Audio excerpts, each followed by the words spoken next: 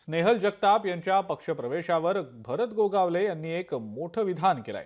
विधानसभा निवडणुकीत सुनील तटकरेंनी जगताप यांना मदत केली आणि या मदतीची परतफेड म्हणूनच राष्ट्रवादीत त्यांचा पक्षप्रवेश होत असल्याचं गोगावलेंचं म्हणणं आहे।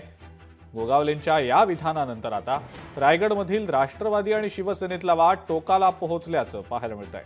नुकताच महाडच्या स्नेहल जगताप यांनी राष्ट्रवादीमध्ये प्रवेश केलाय आणि त्यांच्या राष्ट्रवादीतल्या प्रवेशामुळे रायगडमध्ये आता राष्ट्रवादी विरुद्ध शिवसेना असा वाद टोकाला पोहोचलाय। चार चार पक्ष एकत्र असताना पण आम्ही त्यांना 4 वेळेला पाणी पाजले, तर त्याच्यामुळे त्यांना घेऊन फार मोठा काय फरक आहे असं आम्हाला वाटत नाही।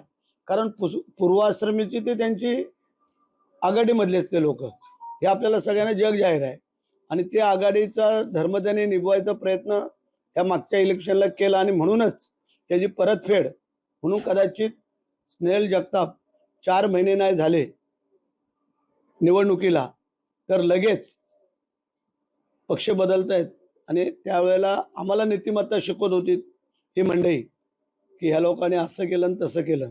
मग आता आपण काय करताय? लोकशाही मराठी ऐका, पहा, जागरूक रहा।